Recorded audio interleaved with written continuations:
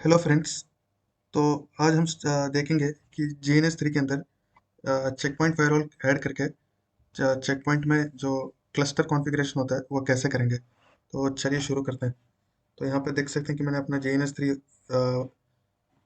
Soft application open कर लिया है और यहाँ पे मेरा GNS3 VM स्टार्ट हो गया है और चल रहा है। ग्रीन कलर है, मतलब अभी GNS3 VM इज रनिंग। ठीक है, और यहाँ पे आप देख सकते हैं मेरा GNS3 का VM स्टार्ट हो चुका है। तो अभी मैं क्या करूँगा, यहाँ पे एक नया प्रोजेक्ट क्रिएट करते हैं। इसका हम नाम देंगे check point cluster configuration.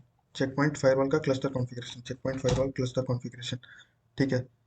Okay. तो अभी क्लस्टर माने क्या होता है पहले वो बता देता हूँ। जैसे बेसिक क्लस्टर माने माने आपका जो डिवाइसेस रहता है आपके नेटवर्किंग में। कोई भी डिवाइस ले लीजिए, मान लीजिए राउटर हो गया, स्विच हो गया, फायरवॉल हो गया। तो अगर हम लोग एक सिंगल डिवाइस लगाते हैं, मान लीजिए मेरे मेरे नेटवर्क में मेरे को एक राउटर लगाना है, तो मैं एक सिंगल राउटर लगाऊंगा कनेक्टिविटी के लिए। तो अगर वो राउटर डाउन हो जाता है या फिर कुछ हार्डवेयर फेलियर हो जाता है, तो क्या होगा कि मेरा नेटवर्क पूरा डाउन हो जाएगा, क्योंकि वो एक सिंगल डिवाइस था जो अभी फेल हो गया। तो उस केस में मेरे को क्या करना पड़ेगा, मेरे नेटवर्क में दो राउटर लगाना पड़ेगा कि अगर एक राउटर मेरा डाउन हो भी जाता है तो मेरा दूसरा राउटर से वो नेटवर्क चलने लग जाए। तो उसको हम लोग बोलते हैं कि HA माने हाई अवेलेबिलिटी। हाई अवेलेबिलिटी माने कि हमारे पास रिडंडेंसी होना चाहिए। अगर एक डिवाइस डाउन हो जाता है तो उसके जगह एक और डिवाइस होना चाहिए जो हमारा नेटवर्क ट्रैफिक को हैंडल कर सके। तो उस केस में जब हमारे पास चेक पॉइंट में, हम चेक पॉइंट फायरवॉल में अगर HA का बात करते हैं तो उसको हम लोग क्लस्टर बोलते हैं। ठीक है। क्लस्टर मतलब हमारा जो दो चेक पॉइंट फायरवॉल होता है। जैसे यहाँ पे मैं बताता हूँ आपको, एक पेंट ओपन कर लेता हूँ। मान लीजिए मेरे पास दो चेक पॉइंट फायरवॉल है। ठीक है। दो फायरवॉल है, तो अगर मैं इन दोनों को क्लस्टर में ऐड कर देता हूँ, अभी तो मान लीजिए दोनों अलग अलग काम करेगा। दो फायरवॉल है, दोनों इंडिविजुअल है, स्टैंड अलोन है, एक दूसरे का कोई मतलब नहीं है। अगर मैंने इन दोनों को एक क्लस्टर में ऐड कर दिया, मान लीजिए एक क्लस्टर बना के इन दोनों फायरवॉल को एक क्लस्टर के अंदर वो कॉन्फ़िगर कर दिया, दोनों फायरवॉल को एक क्लस्टर में कॉन्फ़िगर कर दिया, तो उसके बाद क्या हो जाता है कि एक फायरवॉल आपका एक्टिव रहता है, एक फायरवॉल आपका स्टैंड बाय रहता है। तो अगर मान लीजिए मेरा जो ये वाला जो फायरवॉल है, ये मेरा प्राइमरी फायरवॉल है, ये मेरा प्राइमरी है। ठीक है।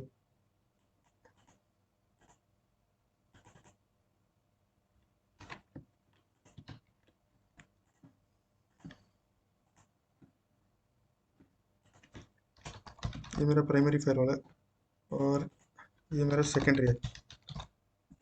अभी जब ये दोनों क्लस्टर में होगा हमारा, तो क्या होगा, मान लीजिए मेरा प्राइमरी फायरवॉल जो है, अगर ये फायरवॉल मेरा डाउन हो जाता है या फिर कुछ हार्डवेयर इशू हो भी जाता है, तो मेरा जो भी नेटवर्क का मेरा जो ट्रैफिक है, जो मेरा जो ट्रैफिक मान लीजिए पहले यहाँ से जा रहा था, इस फायरवॉल से होके जा रहा था, अभी वो सारा ट्रैफिक इस फायरवॉल से होके चला जाएगा। अगर ये डाउन भी होता है तो मेरा नेटवर्क डाउन नहीं होगा, क्योंकि जैसे ये फायरवॉल प्राइमरी फायरवॉल डाउन जाता है तो प्राइमरी फायरवॉल का जो भी ट्रैफिक है सारा सेकेंडरी फायरवॉल ले लेगा। और सेकेंडरी फायरवॉल उस प्राइमरी फायरवॉल का काम जो भी प्राइमरी फायरवॉल कर रहा था सेम काम सेकेंडरी फायरवॉल करेगा। तो इस केस में हमारा नेटवर्क कभी डाउन नहीं होगा। अगर कोई एक डिवाइस डाउन भी हो जाता है तो हमारे नेटवर्क में कोई इम्पैक्ट नहीं आएगा। ठीक है। तो इसी को हम लोग बोलते हैं कि हाई अवेलेबिलिटी।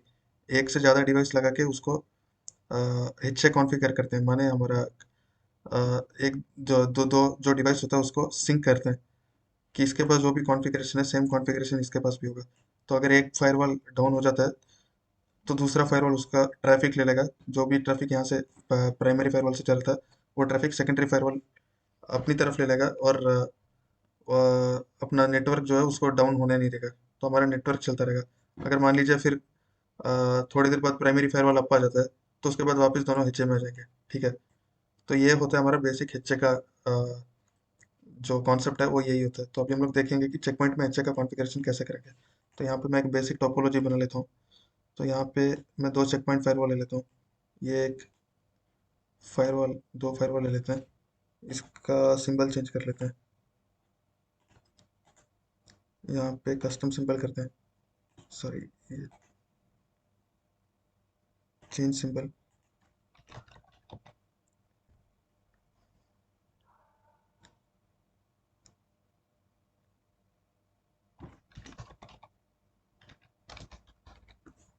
फायरवॉल करता हूँ।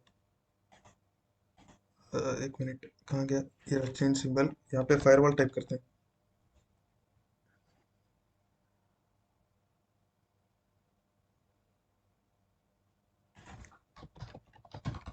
अभी देखिए मेरे पास फायरवॉल का क्या क्या सिंबल आता है।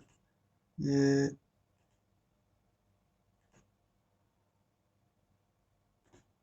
ये देखिए ये मेरा फायरवॉल है। ठीक है, ये मेरा सेकंड फायरवॉल है। इसका भी मैं सिंबल सिंबल चेंज कर लूँ।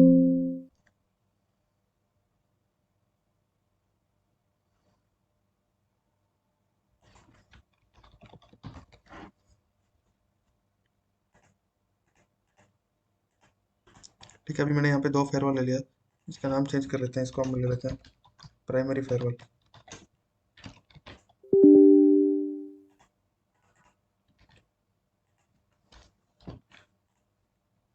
ये हमारा सेकेंडरी है। ये हमारा सेकेंडरी फायरवॉल है। ये नाम क्यों नहीं दे रहा? ठीक है, नाम लिया। ये हमारे पास दो फायरवॉल है, एक प्राइमरी है एक सेकेंडरी है। अभी यहाँ पे एक मैनेजमेंट सर्वर ले लेंगे। तो चेक पॉइंट में क्या होता है, हमारे पास एक मैनेजमेंट सर्वर होता है। ठीक है, तो हम जो भी चेंजेस करते हैं, मान लीजिए फायरवॉल पॉलिसीज क्रिएट करते हैं, फायरवॉल का जो रूल्स होता है, जो हम जो रूल्स वगैरह कॉन्फ़िगर करते हैं, वो हम कभी चेक पॉइंट पे हम डायरेक्ट फायरवॉल में कॉन्फ़िगर नहीं कर सकते। हमको एक मैनेजमेंट सर्वर लगाते हैं हम लोग, जिसमें कि सेम ऑपरेटिंग सिस्टम होता है। जो चेक पॉइंट में होता है same operating system management server में भी होता है। तो हम लोग यहाँ पे एक मैनेजमेंट सर्वर कॉन्फ़िगर करते हैं, और जो मैनेजमेंट सर्वर होता है वहीं पे हम सारा चेंजेस करते हैं। जो हमारा चेक पॉइंट का पॉलिसीज होता है, फायरवॉल पॉलिसीज, और हमारा यूज़र एडिशन, ये सब हम लोग डायरेक्ट फायरवॉल पे नहीं करते, हम लोग यहाँ पे कॉन्फ़िगर करते हैं। ठीक है, और उसके बाद यहाँ पे जो भी पॉलिसीज हमने कॉन्फ़िगर किया है उसको फायरवॉल पे पुश करते हैं, यानी इंस्टॉल करते हैं, तब जाके फायरवॉल पे अप्लाई होता है। तो डायरेक्ट हम यहाँ पे कभी पॉलिसीज नहीं बनाते। ये याद रखिए, ये थोड़ा बाकी फायरवॉल से अलग है। ठीक है, तो ये कंपलसरी है कि चेक पॉइंट में हमको हमेशा मैनेजमेंट सर्वर यूज़ करना पड़ता है। तो यहाँ पे मेरे पास एक मैनेजमेंट सर्वर मैं ले लेता हूँ। इसका भी मैं एक बार सिंबल चेंज कर लेता हूँ।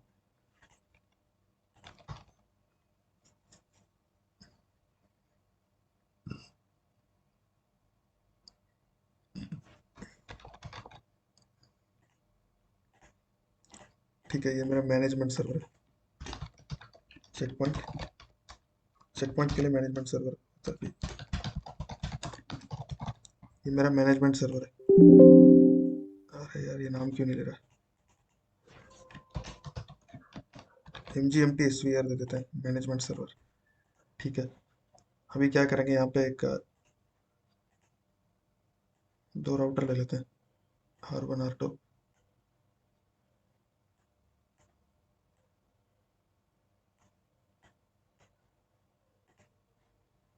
या फिर राउटर का ज़रूरत नहीं है, दो पीसी ले लेंगे हम लोग, पीसी सही रहेगा इस लैब के लिए। यहाँ पे हम चार पीसी ले लेते हैं।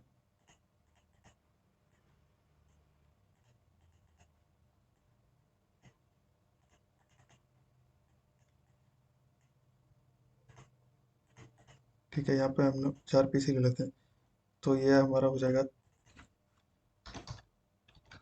Outside PC1। ये हमारा आउटसाइड जोन है, ये हमारा इनसाइड जोन है। ठीक है, आउटसाइड PC2। वैसे यहाँ पे इनसाइड PC1, ये इनसाइड PC2। अभी हम यहाँ पे चार पीसी ले लिए। अभी क्या करेंगे, यहाँ पे एक स्विच ऐड कर लेते हैं, ईथरनेट स्विच।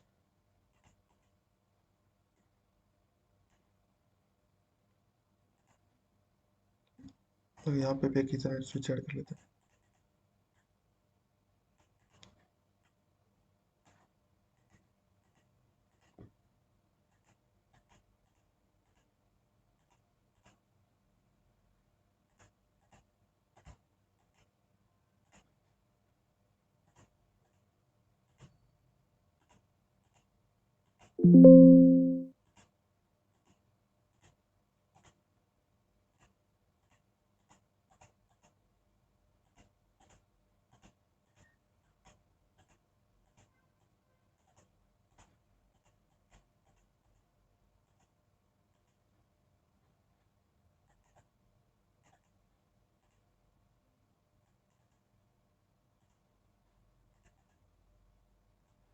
ठीक है, तो ये मेरा टोपोलॉजी है।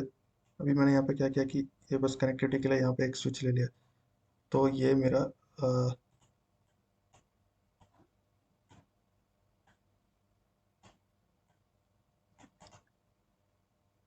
ये जो मेरा है ये आउटसाइड जोन है, ठीक है। जो ऊपर मैंने जो बनाया ये मेरा पूरा आउटसाइड जोन है।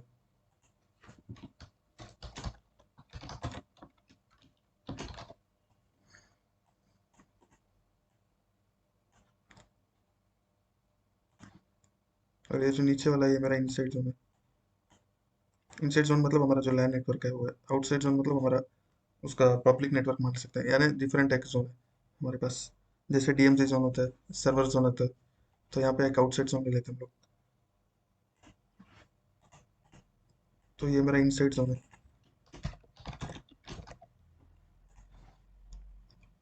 अभी क्या करते हैं यहाँ पे, आईपी असाइन कर लेते हैं सबको। तो यहाँ पे मैं ये ले लेता हूँ। तो ये जो हमारा इनसाइड नेटवर्क है ये हमारा हो जाएगा 10।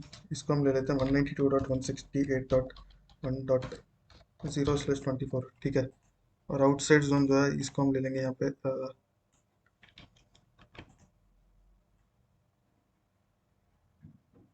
ये मेरे पास एक एक्स्ट्रा है, इसको डिलीट कर लेते हैं। आउटसाइड जोन हो जाएगा हमारा यहाँ पे, मान लीजिए कि पब्लिक नेटवर्क ले लेते हैं 200.1.1.0/24। ये हमारा एक,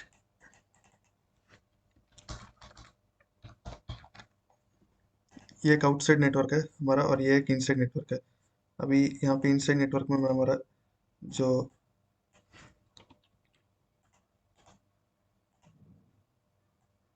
मैनेजमेंट सर्वर है इसको आईपी दे देता हूँ 192.168.1.100 दे देते हैं, ठीक है। यहाँ पे सब सारा इंटरफेस का नाम दिख जाएगा हमको, ठीक है।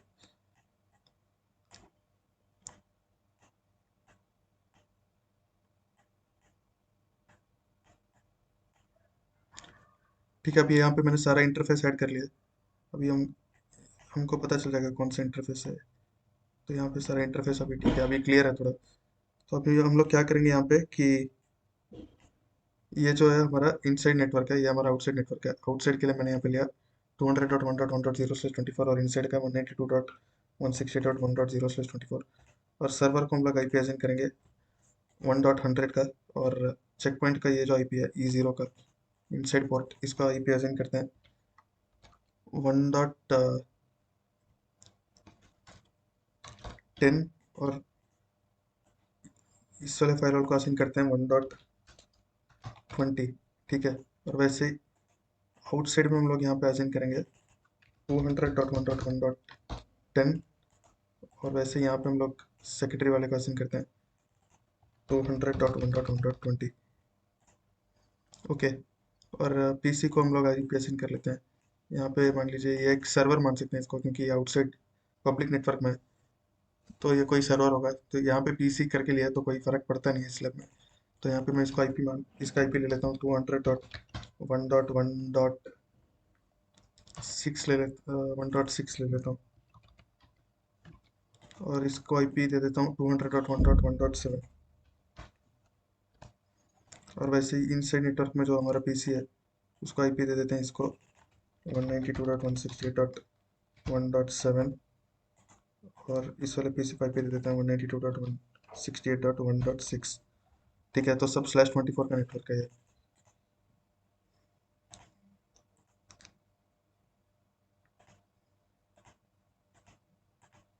तो ये हमारा नेटवर्क है।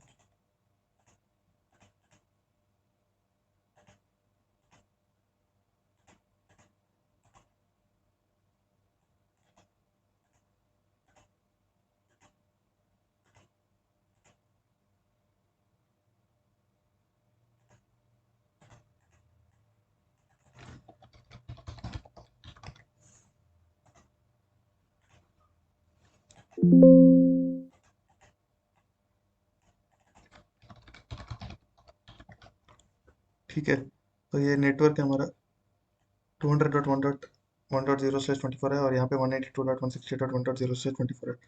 और ये आईपीस जो आईपीस का मैं कलर चेंज कर लेता हूँ, ब्लू कलर कर देते हैं, देखने में आसानी रहेगा, बस उतना ही।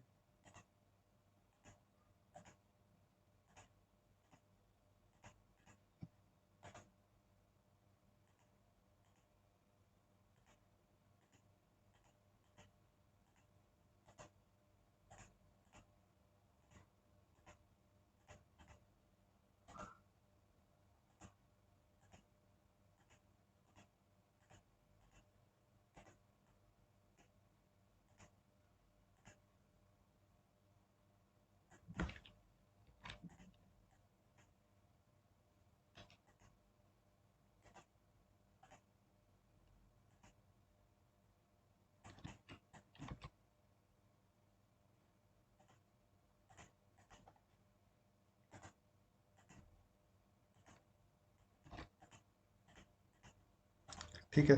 तो यहाँ पे अभी आपको देख के पता चल जाएगा आसानी से कि ये वाला जो नेटवर्क है 200.1.1.0/24 है, और ये वाला जो नेटवर्क है 192.168.1.0/24 है। और यहाँ पे हमने ये आईपी असाइन किया है। जो मैनेजमेंट सर्वर है उसको 100 असाइन किया है हमने। और जो बाकी हमारा फायरवॉल है, फायरवॉल को हमने 10 का आईपी असाइन किया है। इस नेटवर्क में प्राइमरी फायरवॉल को हमने 10 का आईपी असाइन किया है। इनसाइड इंटरफेस में 192.168.1.10 है, और आउटसाइड इंटरफेस में 200.1.1.10 है। और वैसे ही सेकेंडरी फायरवॉल को हमने 20 का आईपी असाइन किया है। ठीक है। और जो पीसी है उसको, एक पीसी को 6 और एक पीसी को 7 का आईपी असाइन किया है। तो अभी हम लोग क्या करेंगे, इस सारा डिवाइस को पावर ऑन करते हैं। अभी हमारा सारा डिवाइस पावर ऑन हो गया। तो एक्चुअली मेरे पास अभी चेक पॉइंट का 3 इमेज चल रहा है, तो इसके वजह से क्या होगा कि मेरा यूटिलाइजेशन, रैम का यूटिलाइजेशन बहुत ज़्यादा हो जाएगा। पर मैं चेक करता हूँ। अभी देखिए मेरा मेमोरी का यूटिलाइजेशन बढ़ जाएगा एक्चुअली, क्योंकि मेरे सिस्टम में 16 GB रैम है। और अगर मैं 3 चेक पॉइंट का इमेज चलाऊंगा तो मुझे नहीं लग रहा ये चल पाएगा। तो फिर भी ट्राई करेंगे पर, या फिर एक काम करते हैं, एक एक करके कॉन्फ़िगर करते हैं। अभी सर्वर को मैं बाद में कॉन्फ़िगर करूँगा, इसको स्टॉप कर देता हूँ। तो पहले ये जो चेक पॉइंट है इसको कॉन्फ़िगर करते हैं। तो पहले मैं प्राइमरी को कॉन्फ़िगर करूँगा, तो चेक पॉइंट कैसे कॉन्फ़िगर करना है वो भी देखते हैं हम यहाँ पे। तो ये देखिए, मेरा जब मैं इनिशियली चेक पॉइंट को कॉन्फ़िगर करूँगा तो मेरे पास दो ऑप्शन दिखाएगा, इंस्टॉल गया ऑन दिस सिस्टम, या फिर डू नॉट इंस्टॉल गया बूट फ्रॉम लोकल ड्राइव। तो मेरे को पहले इंस्टॉल गया ऑन दिस सिस्टम करना पड़ेगा।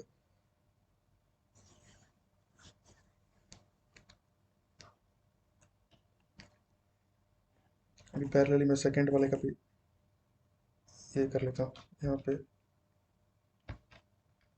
अरे ये टाइम आउट हो चुका है, एक बार एक काम करते हैं, इसको क्लोज कर लेते हैं।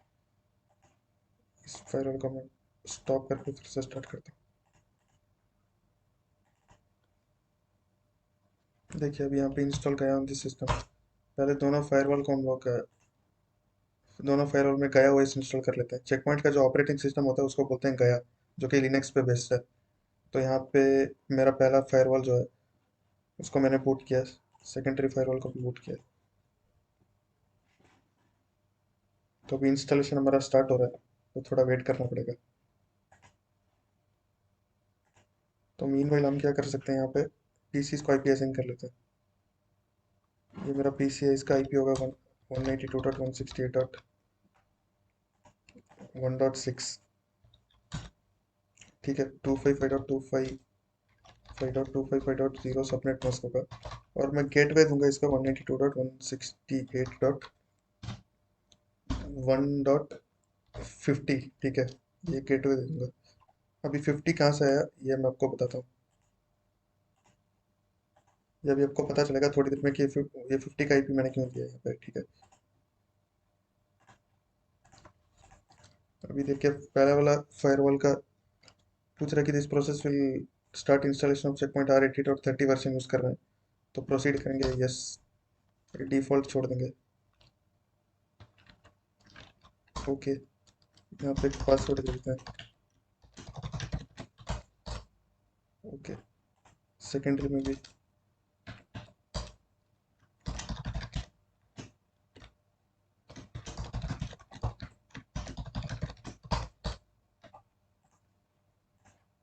अभी वैसे मैं इस पीसी को आईपी असाइन कर देता हूँ।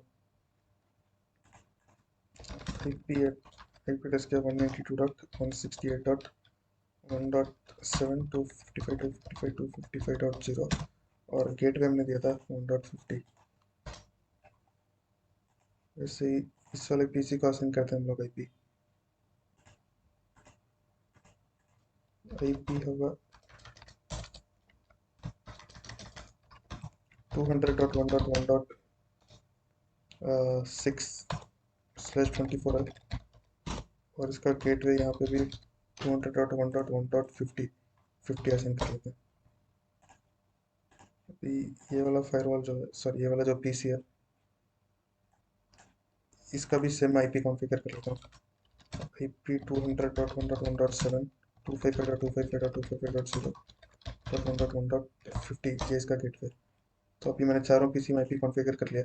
अभी चेक पॉइंट का जो हमारा ईथरनेट 0 पोर्ट है, ठीक है, इसको हम लोग आईपी क्या देंगे, 192.168.1.10। तो यहाँ पे पूछ रहा है कि हमारा जो चेक पॉइंट है उसमें मल्टीपल पोर्ट्स है, तो उसके लिए हम अपने जो चेक पॉइंट का हम लोग जो मैनेज करेंगे, तो किस आईपी के थ्रू हम अपने फायरवॉल को मैनेज करेंगे, तो हम लोग जो है अपने लैन आईपी से मैनेज करेंगे, जो कि है ईथरनेट जीरो वाला पोर्ट है। तो उसको मैं क्या करूँगा, यहाँ पे ईथरनेट जीरो पे हम लोग इसको मैनेज करेंगे। ओके, इसका आईपी दे देंगे 192.168.1.10, और /24 सबनेट मस्क डिफॉल्ट है, ठीक है, उसको छोड़ देते हैं। गेटवे भी कुछ कॉन्फ़िगर नहीं कर रहे। ओके। ओके, ऐसे ही सेकेंडरी फायरवॉल में भी ईथरनेट जीरो पे मैनेज करेंगे, इसका आईपी 20 दिया है। ओके। ओके, तो अभी इंस्टॉलेशन स्टार्ट हो गया हमारा। तो मैं अभी मैनेजमेंट सर्वर को मैं स्टार्ट क्यों नहीं किया हूँ, क्योंकि मेरा जो सिस्टम है उसमें 16 GB का रैम है, ठीक है। तो जब ये इंस्टॉल होता है तो कभी कभी हमारे पास रैम का इश्यू आ जाता है, क्योंकि अभी मैं 3 इमेज एक साथ रन करूंगा, प्राइमरी का, सेकेंडरी का और मैनेजमेंट सर्वर का। तो एक गया ओएस रन करने के लिए यहाँ पे देखिए R80.30 वर्जन जो मैं यूज़ कर रहा हूँ, उसका रिकमेंडेड सेटिंग्स क्या है कि हमारे पास मिनिमम 4 GB होना चाहिए एक जो फायरवॉल है, फायरवॉल का इमेज है उसको रन करने के लिए। तो अभी मैं अगर एक साथ तीनों को पावर ऑन करूंगा इंस्टॉलेशन के टाइम पे, तो रैम का इशू आता है, तो कि कोई एक डिवाइस में इंस्टॉलेशन फेल हो जाता है। तो इसलिए मैं क्या कर रहा हूँ, पहले इन दोनों में इंस्टॉल कर लूंगा, फिर इस पे उसके बाद इस पे इंस्टॉल करेंगे, ठीक है। लेकिन तीनों को इंस्टॉल होने के बाद तीनों को एक साथ चला सकते हैं, तो अभी कोई दिक्कत नहीं आता। तो अभी मैं इसको कैंसिल कर लेता हूँ। तो आप देख सकते हैं मेरा इंस्टॉलेशन स्टार्ट हो चुका है। तो ये चेक पॉइंट का जो लैब है, ये चेक पॉइंट का लैब अगर आपको अपने पीसी में या फिर लैपटॉप पे करना है, तो आप याद रखिए कि आपके पास एक जो पीसी है उसमें एटलीस्ट मिनिमम 8 GB का तो रैम होना ही चाहिए। 16 GB का होगा तो आराम से आप कर सकते हो, जैसे मेरे पास 16 GB का सिस्टम है। अगर 8 GB का है तो भी आप मैनेज कर सकते हैं, अगर लेकिन 4 GB का रैम है, 8 से कम है, तो आपको तकलीफ आएगा लैब करने में, बहुत स्लो चलेगा आपका।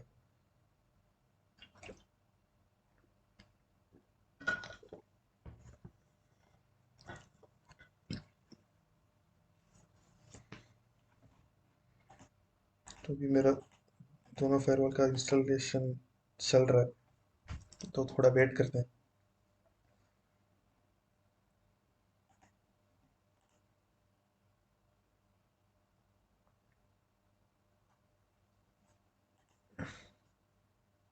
ये थोड़ा टाइम लेता है, तो ये डिपेंड भी करता है कि आपका सिस्टम में जो रैम है वो कितना है। अगर आपका रैम बहुत कम है तो ये पूरा कॉपी होकर इंस्टॉल होने में बहुत टाइम जाएगा, ठीक है। तो आपको थोड़ा वेट करना पड़ेगा।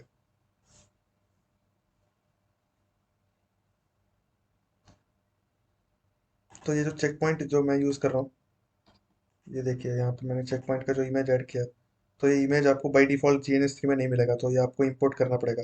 तो इसको इंपोर्ट कैसे करते हैं उसका मैं एक अलग से लैब बनाऊंगा। तो अभी आप ये देख लीजिए। तो मैं सेपरेट लैब, क्योंकि उसका थोड़ा बड़ा लैब होगा उसका भी, तो इसमें मिक्स करेंगे तो हमारा बहुत टाइम बहुत हो जाएगा। तो यहाँ पे चेक पॉइंट हम लोग GNS3 के अंदर चेक पॉइंट का, फायरवॉल का इमेज और मैनेजमेंट सर्वर का इमेज कैसे इंपोर्ट करेंगे, उसके लिए मैं एक सेपरेट लैब बना दूंगा, ठीक है। तो अभी हम इस लैब में बस देखेंगे कि ये चेक पॉइंट जो फायरवॉल्स है उसका हम क्लस्टर कॉन्फ़िगरेशन कैसे करेंगे। तो अभी देखिए ये बता रहा है कि installation is complete, to complete the first time configuration of system log in through this IP, जो कि हमारा लाइन आईपी हमने असाइन किया था इथरनेट जीरो पोर्ट को। तो रिबूट करने को बोल रहा है, ओके। तो वैसे ही इसमें भी पूछेगा, ओके। तो मैं दोनों फायरवॉल को रिबूट के लिए परमिशन दे देता हूँ। तो अभी मेरा फायरवॉल रिबूट हो रहा है, तो थोड़ा वेट करेंगे। अभी देखिए फर्स्ट टाइम हमने क्या किया था, इंस्टॉल गया ऑन द सिस्टम किया था, अभी हमको उसका ज़रूरत नहीं है क्योंकि हमने ऑलरेडी इंस्टॉल कर लिया। तो अब यहाँ पे क्या करेंगे, boot from local drive, second वाला ऑप्शन एंटर, इसमें भी वही करेंगे। बस फर्स्ट टाइम के लिए हमको इंस्टॉल का यहाँ सिस्टम करना पड़ता है, एक बार इंस्टॉल कर देते हैं उसके बाद फिर से उस ऑप्शन में क्लिक करने का ज़रूरत नहीं है, और कोई मतलब भी नहीं है क्लिक करने का क्योंकि ऑलरेडी आपने इंस्टॉल कर लिया। तो अभी हमको क्या करना है कि boot from the local drive करना है। तो मैंने यहाँ पे बूट कर दिया, तो अभी दोनों फायरवॉल मेरा बूट हो रहा है।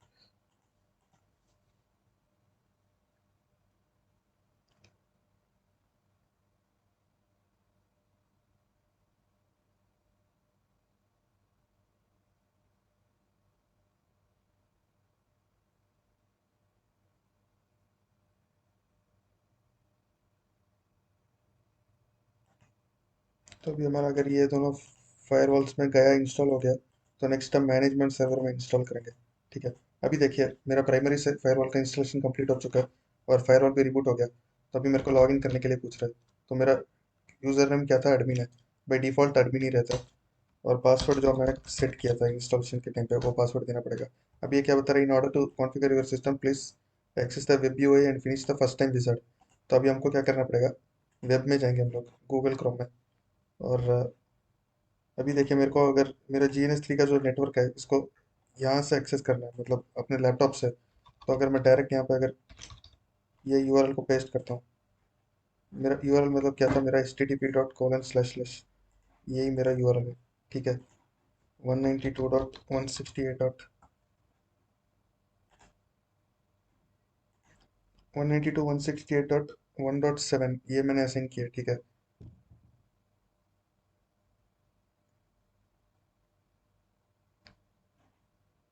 तो मैं डायरेक्ट इसको तो अपना लैपटॉप से एक्सेस नहीं कर सकता। ठीक है, तो मेरे को क्या करना पड़ेगा, एक GNS3 के नेटवर्क को अपने इसके क्या बोलते हैं फिजिकल नेटवर्क के साथ ब्रिज करना पड़ेगा। तो इसके लिए मैं क्या करता हूँ, एक क्लाउड ले लेता हूँ यहाँ पे बेसिक।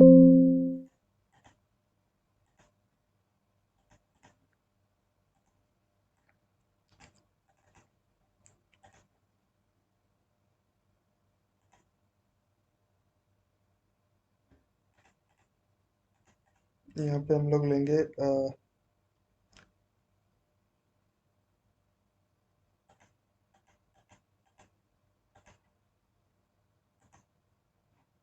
1 मिनट, इसको डिलीट मारते हैं।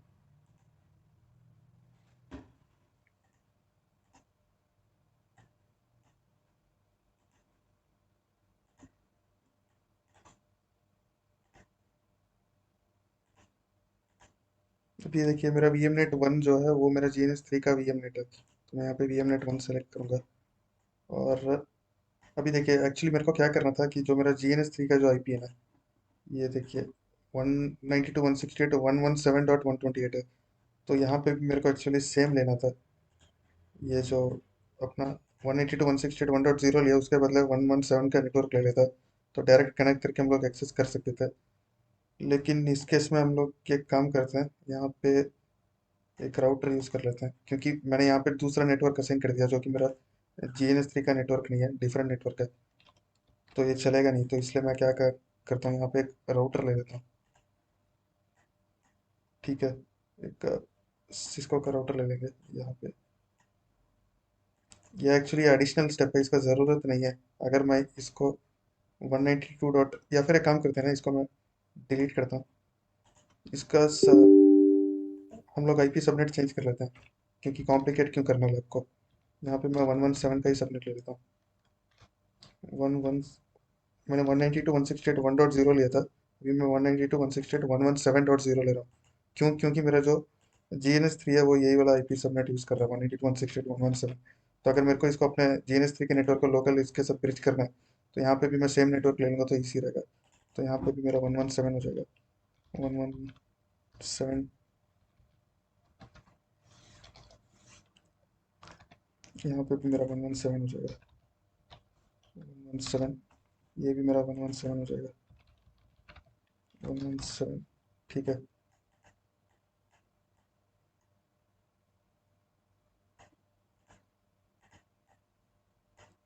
अभी ये फायरवॉल जो है इसका IP भी मुझे चेंज करना पड़ेगा, यहाँ पे 117। तो मैंने क्या किया, बस IP अभी चेंज कर लिया, क्योंकि मैं ये जो 192.168.1.0 का नेटवर्क लिया था वो मेरा GNS3 का नेटवर्क से अलग है। तो मैं बस सिंपल करने के लिए सेम GNS3 का जो नेटवर्क है उसी नेटवर्क में इसको भी रखा है, ताकि हमारा जो लैब है उसको डायरेक्ट हम अपने सिस्टम से यहाँ पे एक्सेस कर सकेंगे। ठीक है, तो अभी हमको फायरवॉल में भी IP चेंज करना पड़ेगा, क्योंकि हमने पहले 192.168.1.10 दिया था। अगर आप देखेंगे यहाँ पे फायरवॉल पे, ठीक है, इसका कमेंट रहता है CP stat OS -F IF config। अगर ये कमांड देते हैं तो हम लोग सारे इंटरफेस का IP देख सकते हैं, IP कॉन्फ़िगरेशन। तो मैंने यहाँ पे इथरनेट 0 क्या IP दिया था, 192.168.1.10 दिया था। अभी इसको चेंज कर लेते हैं, set interface ETH0 IPv4 address 192.168.117 dot, अभी क्या 117.10 है हमारा। पहले पहले हमने ये IP असाइन किया था 1.10, तो अभी हमने चेंज कर लिया 7.0। फिर क्वेश्चन मार्क डालेंगे तो यहाँ पे आपको ऑप्शन बताएगा, सॉरी टैब प्रेस करेंगे तो बताता है नेक्स्ट क्या ऑप्शन है।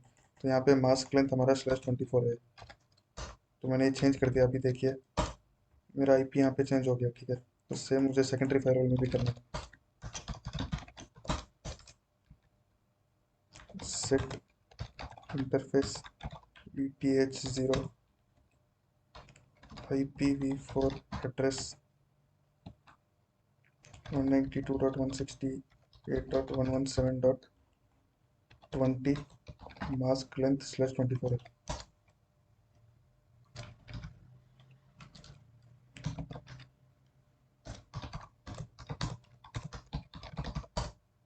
ठीक है, यहाँ पे कुछ चेंज हो गया मेरा।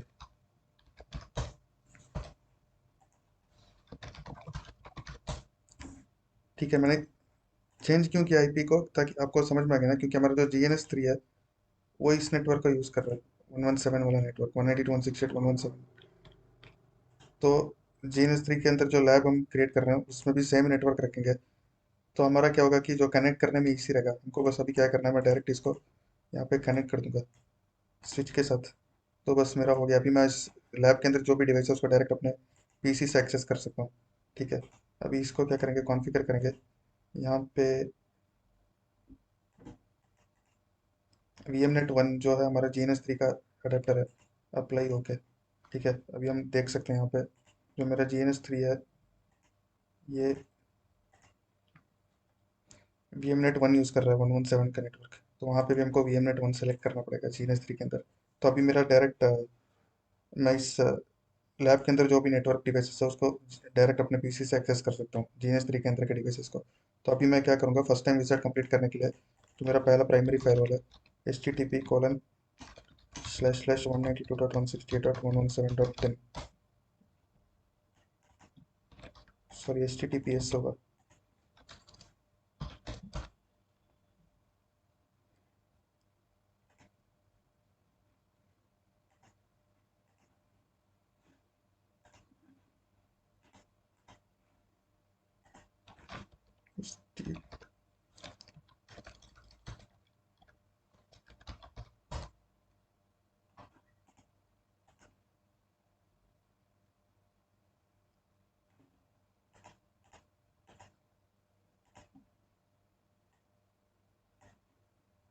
अच्छा ये देखिए ईथरनेट हो गया, मेरा गलत हो गया, इसलिए कुछ चल नहीं रहा।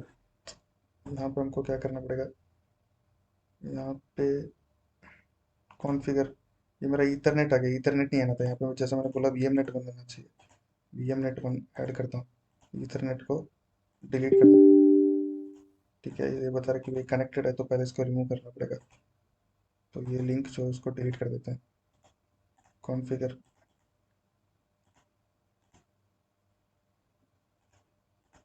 VMnet 1,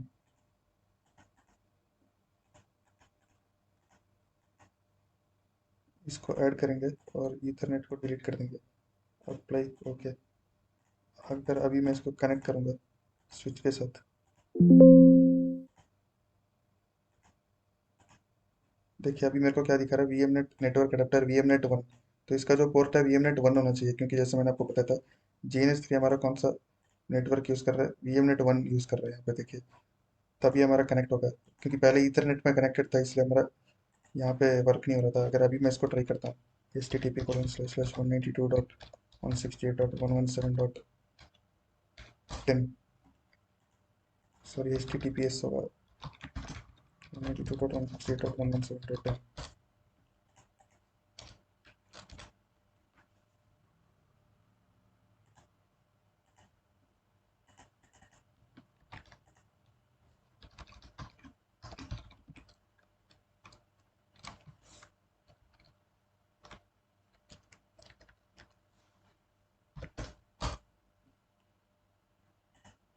देखिए अभी मेरे को प्रॉम्प्ट आ गया।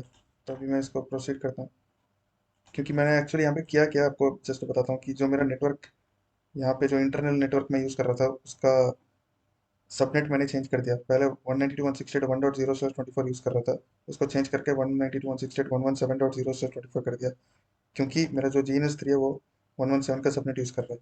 तो अगर मेरे को अपना GNS3 VM के अंदर या लैब के अंदर जो भी डिवाइसेस है उसको डायरेक्ट अपने लैपटॉप से या बेस सिस्टम से एक्सेस करना है, तो अगर मैं उसके लिए एक ऑब्जेक्ट होता है क्लाउड, क्लाउड को यूज़ करके यहाँ पे कनेक्ट कर देंगे, तो हम डायरेक्ट अपना सिस्टम से जीएनएस3 के अंदर का सारा नेटवर्क नेटवर्क एक्सेस कर सकते हैं।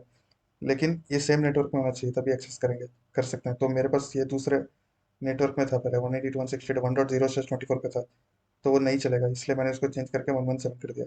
अगर आप फिर वन वन के नेटवर्क में ही इसको रखना चाहते हैं तो भी कर सकते हैं, लेकिन आपको क्या करना पड़ेगा, यहाँ पे एडिशनल एक राउटर ऐड करके उसका राउटिंग करवाना पड़ेगा। तो उसके वजह से मैंने इतना कॉम्प्लिकेट ना हो, इसलिए मैंने क्या किया, इसका आईपी सबनेट चेंज करके जीएनएस3 वीएम जो सबनेट यूज़ कर रहे हैं सेम यहाँ पे इंटरनल में असाइन कर दिया। तो अभी हमको देखिए यहाँ पे, मैं इसको प्रोसीड करता हूँ। देखिए अभी मेरा प्रॉम्प्ट आ रहा है लॉगिन करने के लिए, तो मैं दूंगा यहाँ पे एडमिन और अपना पासवर्ड। तो पूछ रहे check point first time configuration wizard, next करेंगे। ये ओपन सर्वर माने हम अपना जो लैब है उसको वीएम के अंदर जब कर रहे हैं ना, इसलिए हमारा ओपन सर्वर है। अगर हमारे पास फिजिकल डिवाइस होता तो उसका प्लेटफॉर्म का मॉडल यहाँ पे बताता है कौन सा डिवाइस है। अभी हमारा प्लेटफॉर्म ओपन सर्वर है क्योंकि हम वीएम में कर रहे हैं। Next, continue with R80.30 configuration, next. ये देखिए मैंने ऑलरेडी जो असाइन किया था। Okay, next. अभी पूछ रहा कि ईथरनेट 1 जो है उसको भी आप यहाँ पे कॉन्फ़िगर करना चाहेंगे कि नहीं।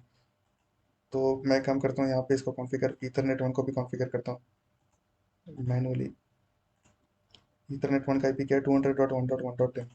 यहाँ पे आईपी देंगे 200.1.1.10 और सबनेट मास्क /24 होगा। ठीक है, नेक्स्ट। गेटवे का नाम दे देंगे प्राइमरी फायरवॉल, बाकी सब ऐसे ही छोड़ देते हैं। Next, next.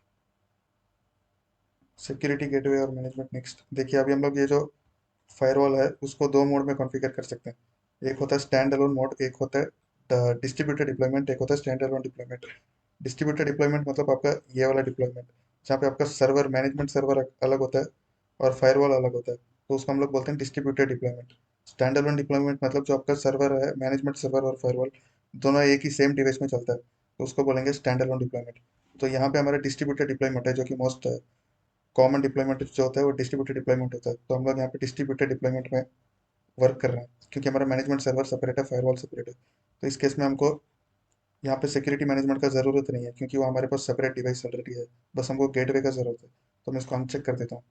और यहाँ पे पूछ रहा है unit is a part of cluster Excel.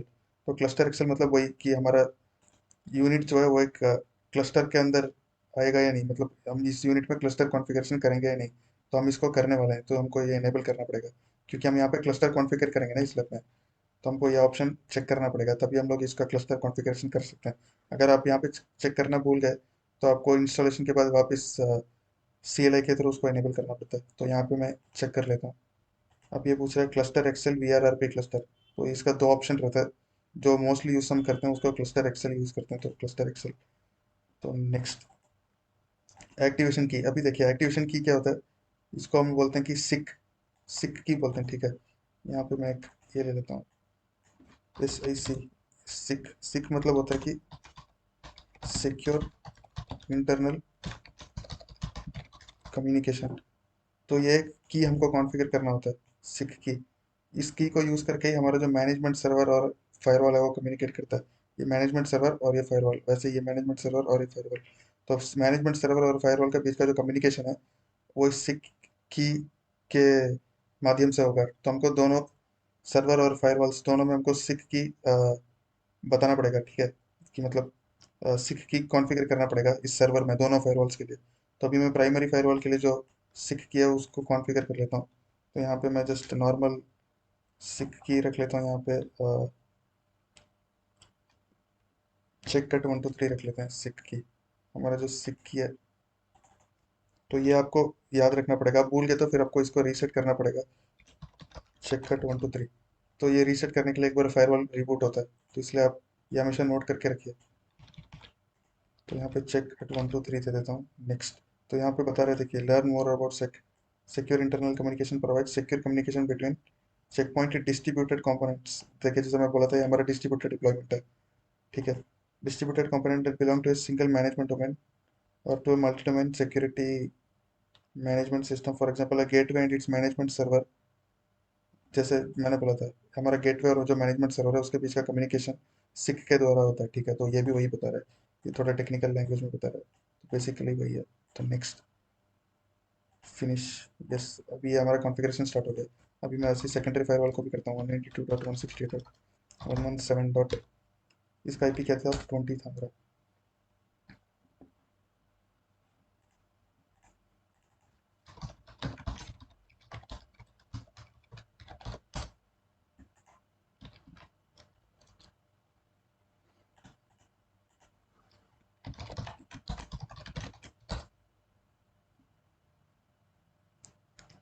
Next, next, next.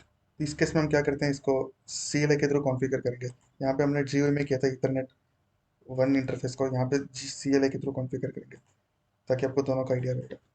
ये हमारा सेकेंडरी फायरवॉल है। Next, next. यहाँ पे भी पूछ रहा है सिक्योरिटी गेटवे या मैनेज सिक्योरिटी मैनेजमेंट। अभी मेरे को मैनेजमेंट इसमें नहीं चाहिए क्योंकि डिस्ट्रीब्यूटेड डिप्लॉयमेंट है, तो हमारा गेटवे और फायरवॉल सेम बॉक्स में नहीं है, सेपरेट बॉक्सेस पे। तो मेरे को यहाँ पे बस गेटवे चाहिए, तो मैं इसको हटा देता हूँ। Unit is a part of cluster XL, yes. Next. यहाँ पे भी मेरे को अपना सिक की डालना पड़ेगा। सिक की मैं सेम कॉन्फ़िगर कर लेता हूँ, चेक कट 1 2 3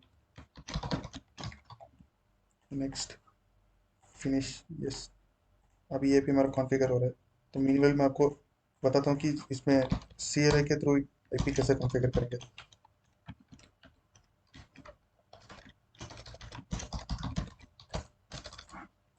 तो देखिए C P stat O S minus F और ये कॉन्फ़िग। अभी देखिए इथरनेट वन पे मैंने कोई आईपी असाइन किया नहीं है, तो अभी क्या करूँगा मैं, यहाँ पे set interface E T H one, पहले क्या करेंगे, स्टेट ऑन, मतलब पोर्ट को अनसेट जैसे सिस्को में करते हैं वैसे यहाँ पे स्टेट ऑन स्टेट ऑफ होता है। तो अभी मैंने स्टेट ऑन कर दिया, ठीक है। तो अभी आप यहाँ पे देखेंगे तो मेरा स्टेट जो है वो ऑन हो गया ना। तो देखिए अभी जैसे ईथरनेट जीरो का हमारा स्टेट वन दिखा रहा है, मतलब ऑन था। ईथरनेट वन का हमारा ऑफ था। तो अभी मैंने जैसे इसको स्टेट ऑन कर दिया, तो अभी मेरा ईथरनेट वन का भी वन होना चाहिए। देखिए मैंने स्टेट ऑन किया,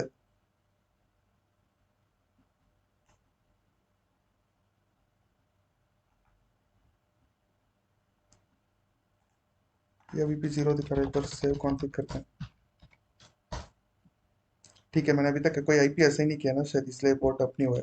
तो हमको आईपी असाइन करना पड़ेगा। तो मैं आईपी असाइन करता हूँ इसमें, set interface E T H one I P V four address. हमारा आई पी फोर एड्रेस क्या होगा इसका, 200.1.1.20, 200.1.1.20।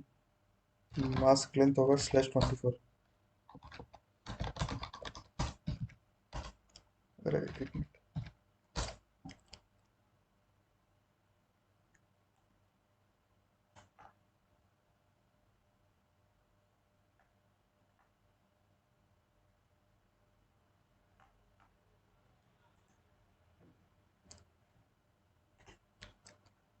अच्छा ठीक है, ये अभी मैं कर नहीं सकता क्योंकि मेरा अभी फायरवॉल क्या है, कॉन्फ़िगरेशन, मेरा फायरवॉल का कॉन्फ़िगरेशन अभी चल रहा है यहाँ पे देखिए।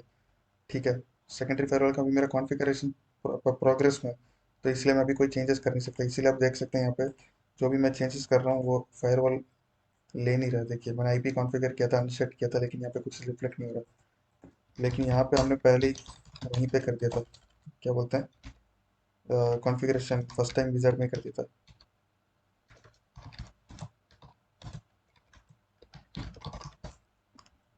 देखिए यहाँ पे भी नहीं ले रहा क्योंकि अभी ये जो कॉन्फ़िगरेशन है जो मैंने जी में ही कर दिया था वो भी अभी दिखा नहीं रहा, क्योंकि अभी हमारा फायरवॉल का कॉन्फ़िगरेशन कंप्लीट हुआ नहीं है। अभी हमारा दोनों फायरवॉल कॉन्फ़िगर हो रहा है। अभी देखिए you must research the system in order to finish the configuration. तो अभी मेरा कॉन्फ़िगरेशन फिनिश नहीं हुआ है, इसलिए कोई रिफ्लेक्ट चेंजेस रिफ्लेक्ट नहीं हो रहा। तो मैं दोनों को अभी रिबूट ओके कर देता हूँ। अभी देखिए अभी हमारा दोनों फायरवॉल रिबूट होगा, यहाँ पे देख सकते हैं हम लोग। देखिए दोनों फायरवॉल हमारा रिबूट होने स्टार्ट हो चुका है। यहाँ पे देखिए बता रहा है broadcast messages from this system is going down. यहाँ पे देखिए हाँ, दोनों फायरवॉल रिबूट हो गया। अभी इसको फिर से मैं बूट करता हूँ।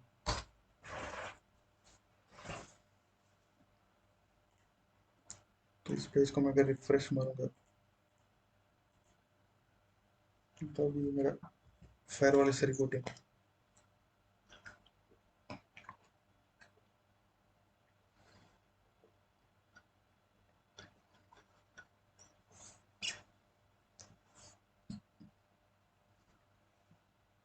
देखिए अभी मेरा फायरवॉल का दोनों का पेज रिस्पॉन्स नहीं दे रहा, क्यों? क्योंकि मेरा फायरवॉल डाउन जा चुका है।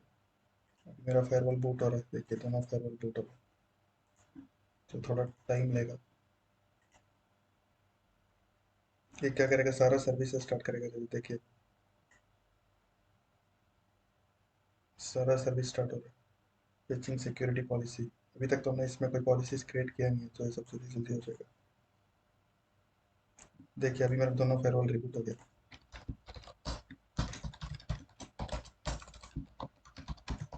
अभी मेरे को बता नहीं रहा कि फर्स्ट टाइम कॉन्फ़िगरेशन करो जैसे पहले आ रहा था, क्योंकि मैंने कर लिया। अभी देखिए मेरा रिफ्लेक्ट हो रहा है यहाँ पर, जो हमने जीवे में कॉन्फ़िगर किया था ना इथरनेट वन का आईपी, अभी रिफ्लेक्ट हो रहा है क्योंकि मेरा कॉन्फ़िगरेशन कंप्लीट हो चुका है, स्टेट भी मेरा ऑन है। अभी यहाँ पे देखते हैं, यहाँ पे शायद नहीं मिला मेरे को।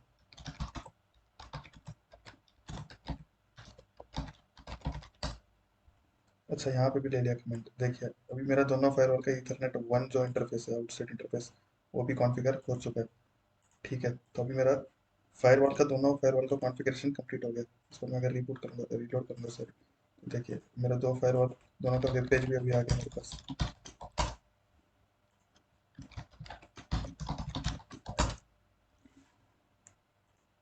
तो आप देख सकते हैं कि मेरे पास फायरवॉल का जो वेब पेज है, होम पेज है, दोनों फायरवॉल का मेरे पास लॉगिन पेज आ चुका है। हम लॉगिन भी कर चुके हैं, ये देखिए प्राइमरी फायरवॉल है और ये मेरा सेकेंडरी फायरवॉल है। ठीक है, तो ये दोनों मेरा फायरवॉल कॉन्फ़िगर हो चुका है। तो अभी मैं इसको लॉग ऑफ कर लेता हूँ, लॉग आउट कर लेंगे यहाँ से। ठीक है, अभी इसका कोई ज़रूरत नहीं है। इसके बाद हम ये जो हमारा गया का पोर्टल जो वेब पोर्टल होता है, यहाँ से बहुत रेयरली हम स्नैपशॉट या फिर कुछ स्नैपशॉट लेने के लिए या फिर कुछ कभी कभी आईपी चेंजेस करने के लिए ही हम यहाँ से यूज़ करते हैं। मेजोरिटी ऑफ द टाइम हम अपना फायरवॉल मैनेजमेंट सर्वर के थ्रू ही मैनेज करेंगे। ठीक है, तो इसको मैं बंद कर लेता हूँ। अभी हम क्या करेंगे कि अपना जो मैनेजमेंट सर्वर है उसको पावर ऑन करते हैं, स्टार्ट करेंगे।